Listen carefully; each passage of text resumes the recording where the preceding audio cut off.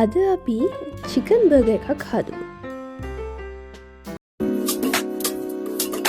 Chicken burger එක හදාගන්න අපිට චිකන් පැටි එකක්, හැම්, කුකින් චීස් අවශ්‍ය වෙනවා.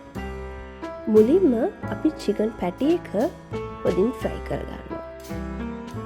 කුකින් චීස් මෙන්න මේ විදිහට පැටි උඩින් තියාගන්නවා.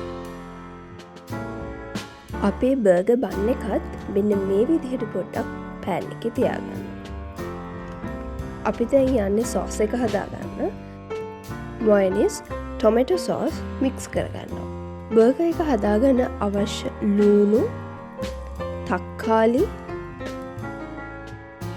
ගර්කින් අපි වෙන වෙනම කපා ගන්නවා. අපි හදාගත්ත සෝස් එක මෙන්න මේ විදිහට බර්ගර් බන් එකේ හොඳින් ගා ගන්නවා.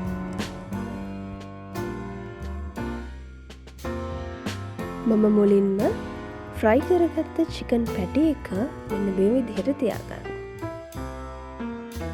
ඊට පස්සේ මෙන්න මේ විදිහට ගර්කින් තියාගන්නවා.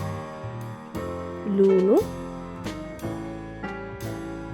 තක්කාලි, චිකන් හැම්, කැමති නම් තක්කාලි නැවත අපිට තියාගන්නත් පුළුවන්.